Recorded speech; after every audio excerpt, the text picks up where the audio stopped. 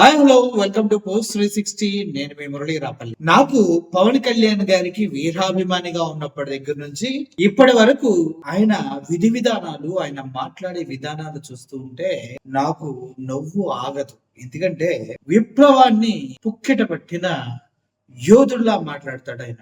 చివరికి తుక్కుగా ఆ మాటలను ఆయనే తొక్కేసి తన మార్గాన్ని తనే మార్చుకొని వేరే మార్గంలోకి వెళ్తూ ఉంటారు. కాపుల వీరుడిగా ఆయనకి పేరు. కాపులందరికీ నేనే లీడర్ అవ్వాలి, అట్లీస్ట్ కాపు భావంతోనైనా నాకు ఓట్లు వేయండి అడుక్కున్నటువంటి మహావీరుడు పవన్ కళ్యాణ్ గారు. ఆ వీరత్వానికి ఆడపిల్ల సావు సైతం పాపం తోడై, అదే సుగాలి ప్రీతి. అంతేకాదు ఎంతో మంది ఆడపిల్లల జీవితాల్ని బాగు చేస్తానంటూ ప్రామిస్ చేసి అధికారంలోకి వచ్చారు. ఇప్పుడు చెప్పండి, ఒక కాపు వ్యక్తి సాయి కృష్ణ అనే వ్యక్తిని లాకప్ డెత్ చేస్తే తన గురించి ఏం మాట్లాడాడో అందరికీ తెలుసు.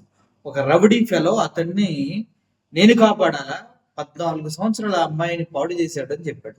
చివరికి ఆ 14 సంవత్సరాల అమ్మాయి తన సొంత మరదలే. అది కేవలం కుట్రపూరితంగా జరిగింది. మా నాన్ని బెదిరించి పోలీసులు అలా చేశారు తప్పించి మా బావ సాయి కృష్ణ అలా నన్ను ఏమీ చేయలేదని చెప్పినా కూడా కనీసం సిగ్గు లేకుండా అదే మాటలు మాట్లాడు. ఇప్పుడు కూటమిలో ఉన్న ఇద్దరు నాయకులు ఇదే విషయం పైన ఏ విధంగా స్పందించారో మనం వైఎస్ జగన్మోహన్ రెడ్డి ఎప్పుడైతే కాపు వ్యక్తి అయినా ఇంకో వ్యక్తి అయినా సాయి కృష్ణని లాకప్ డెత్ చేశారనగానే దానిని వ్యతిరేకిస్తూ ఆ కుటుంబాన్ని కలవటం జరిగింది. ఆ తర్వాత జగన్మోహన్ రెడ్డి గారు ఆ కుటుంబానికి ఆసరాగా ఒక 20 లక్షల రూపాయలు కోర్టు ఖర్చుల నిమిత్తం, వేరే నిమిత్తం పార్టీ ఫండ్ నుంచి తీసి వాళ్ళ మదర్ కి సహాయం చేయటం కూడా జరిగింది. ఇదంతా ఒక ఎత్తు అయితే, వెంటనే పవన్ కళ్యాణ్ గారు అన్న మాట ఏంటి, బాబు ఇదంతా కరెక్ట్ కాదు, వాడు పోక్సో కేసు ఉన్నటువంటి ఎదవా, వాడిని నేను పరామర్శించాలా, అంత సీన్ లేదన్నాడు. మరి అదే పోక్సో కేసు ఉన్నటువంటి జానీ మాస్టర్ ని ఎలా పక్కలో పెట్టుకు తిరుగుతున్నావు? అదే విధంగా ఆడపిల్లల్ని 6 సార్లు ప్రెగ్నెంట్ చేసిన అరవ శ్రీధర్ని ఇంకా నీ పార్టీలో ఎందుకు కంటిన్యూ చేస్తూ ఉన్నావు? అంతేకాకుండా ఒక ఆడపిల్ల లక్ష్మి దగ్గర డబ్బులు తీసుకొని చంపేస్తా అని అమ్మనా బూతులు తిట్టిన తిరుపతి ఇన్ఛార్జి కిరణ్ రాయల్ ని ఎలా పక్కన వేసుకొని తిరుగుతున్నావు అంటే వీళ్ళంతా కాపులు కాదు కదా. కాపులు అసలు ఇక్కడ కులాలు మతాలు ఎందుకు వస్తాయి? ఇక్కడ జరిగింది అన్యాయం కదా, లాగప్లో చంపేటువంటి దాన్ని కదా ప్రశ్నించాలి. ఇక్కడ కులాలు మతాలు ఎందుకు వచ్చాయి? అసలు కేసు ఏంటి, దాని యొక్క పూర్వపరాలు ఏంటి? ఇప్పుడు గాలి వార్తల్లో నిజమంతా తెలుసుకోవాలి కదా. సొంత మరదలేని నన్ను మా బావ బలవంతం చేయలేదు, ఆ పోక్సో కేసు అనేది మొత్తం అబద్ధం అని చెప్తుంది కదా. మరి దానిపైన ఎందుకు నువ్వు దృష్టి సారించలేదంటే మనోడికి ఇంట్రెస్ట్ లేదు ఆ కేసులో. అయితే ఈయన విధి విధానాలు మనం చూస్తే నాకు చాలా అనిపిస్తాయి.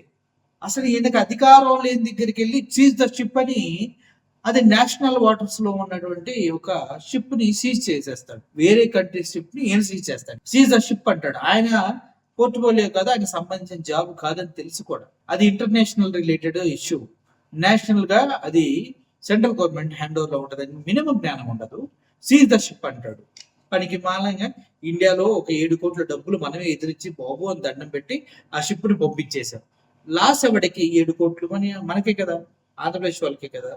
వాళ్ళ సొంత గ్రామంలో కులాలు మతాలు ఘర్షణతో ఒక్కొక్కరు కొట్టుకొని చచ్చిపోతుంటే పట్టించుకోరు. పోనీ దానిపైన ఎవరైనా రిపోర్ట్ చేస్తే దాన్ని సహించడం. స్కూల్ పిల్లలకి కులాల గురించి చెప్పిన మాస్టర్ని ఏం పీకాడైనా ఏం పీకలేదు కదా. ఓకే సరే, ఎంత పక్కన పెట్టేస్తే నిన్న పిఠాపురంలో వాళ్ళ సొంత చెల్లిని ఏడ్పించారని ఒక వ్యక్తి 3 యువకులను మందలిస్తే వాళ్ళకి కక్ష కట్టుకొని వాళ్ళ ఇంట్లో వాళ్ళు స్వర్గస్థులైతే శ్మశానం నుంచి తిరిగి వస్తుంటే ఆ కుర్రోడి పైన, ఎవరైతే చెల్లి వాళ్ళ అన్న పైన దాడి చేసి చంపేశారు. ఏం మాట్లాడతావు పవన్ కళ్యాణ్? ఇప్పుడు నీ పిఠాపురంలో నువ్వు ఉండవు, నీ పిఠాపురం కాన్స్టిట్యున్సీలో నువ్వు ఏం పని చేయవు. బురదల రోడ్లు, కక్కుర్సులు, ఆ డ్రైనేజ్ సిస్టమ్లు, ఆ మురికి కాలువలు అంతే దరిద్రంగా అలాగే ఉన్నాయి. నువ్వు అక్కడ ఏ పని చేయట్లేదు. ఓకే, ఎవడో ఎలక్షన్ ముందు అన్నాడు పిఠాపురం ప్రపంచ స్థాయి చిత్రపటంలో పెడతాం. బొక్క పెట్టారు, పెద్ద బొక్క ప్రజలకు పెట్టారు, గుడ్డు సున్నా ఈ బతుకులు. అయితే ఇప్పుడు ఈయన మనస్తత్వం గురించి కొన్ని మాటలు చెప్పాలంటే ఇక్కడ హుక్ పాయింట్లు చాలా ఉంటాయి. ఈ ఉక్కు పాయింట్లో నాకు మతిపోగొట్టే ముక్కు పాయింట్లు ఏంటంటే, వంగవీటి రంగా గారి గురించి మనకు తెలుసు. ఆయన ఇప్పటికి కూడా ఆయన చరిష్మా విజయవాడ మొత్తం అలాగే ఉంది. వంగవీటి రంగా గారంటే ఆ బలమైన పేరు. అతని పేరు చెప్పినప్పుడు ఆటోమేటిక్‌గా ఒక రకమైనటువంటి ఫీల్ ప్రతి ఒక్కరికి వస్తారు. అటువంటి వంగవీటి రంగా గారు టీయే తాగరు. కానీ మన పవన్ కళ్యాణ్ గారు వంగవీటి రంగా గారికి టీ తీసుకెళ్ళి సర్వ్ చేస్తారు. ఆయన గటా అబ్బా! పవన్ కళ్యాణ్ ఇచ్చాడు. ఏంటి పవన్ కళ్యాణ్ చిన్నప్పుడే ఉన్నప్పుడే పవన్ కళ్యాణ్ ఇచ్చాడు. ఈ పెద్ద హీరో అయినా టీ గటగట తాగేస్తారు రంగా గారు. ఆయన టీ, కాఫీలు తాగడం అనే విషయం ప్రపంచంలో రంగా గారు తెలిసిన ప్రతి ఒక్కరికి తెలుసు. ఆయన హాబీలు అందరికి తెలుసు. కానీ పవన్ కళ్యాణ్ గారు మాత్రం టీ ఇస్తారు వంగవీటి రంగా గారికి. ఎంత దారుణం కదా! నోరు తెరిస్తే అబద్ధాలు. అయితే గద్దర్ గారికి బుల్లెట్లు దిగినప్పుడు ఈయన కారు కొనిపిస్తారు. ఆయనకి బుల్లెట్లు దిగడానికి ఈయన కారు కొనించడానికి మధ్యలో 15 సంవత్సరాల గ్యాప్ ఉంది. సో ఇలా గద్దర్ గారి పైన కూడా చనిపోయిన వ్యక్తులు ఏం మాట్లాడలేరులే కదా అనేసి ఈయన ఇష్టం వచ్చినట్టుగా గద్దర్ గారికి నేను కారు కొనిచ్చా, అరే తమ్ముడు నడవలేకపోతున్నాను రా అంటే కారు కొనిచ్చా. గద్దర్ గారు ఎప్పుడైతే ఆయన పైన అటాక్ జరిగిందో అప్పుడే ఆయనకి కార్లు ఉన్నాయి. ఆయన కుటుంబం కార్లు పెద్ద పెద్ద కార్లు ఉన్నాయి ఆయనకి. అయినా కూడా పవన్ కళ్యాణ్ గారు కారు కొనిస్తారు.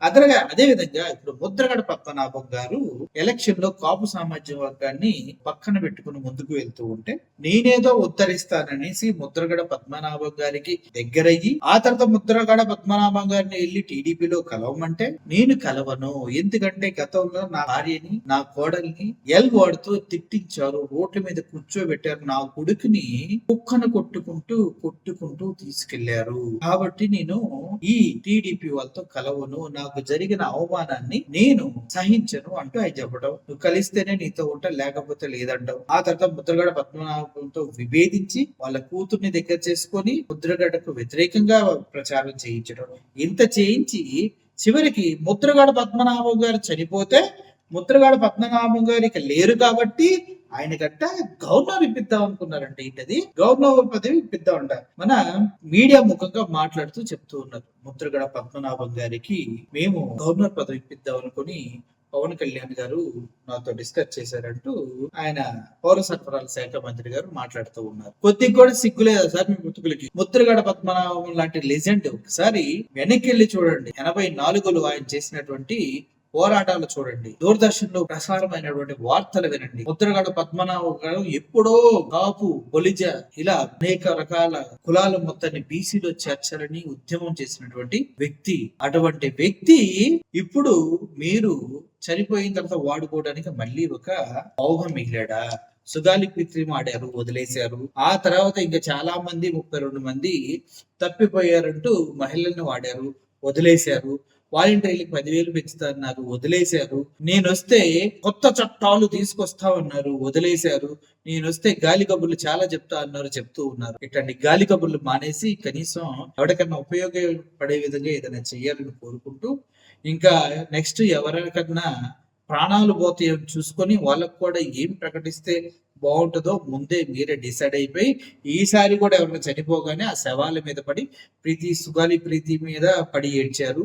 ఆ అమ్మాయితో ఇష్యూ తీసుకొచ్చి ఎలక్షన్ లో వాడుకున్నారు. గద్దర్ చనిపోగానే గద్దర్కి కారిచ్చా అని కళ్ళబుల్లి కబుర్లు చెప్పారు.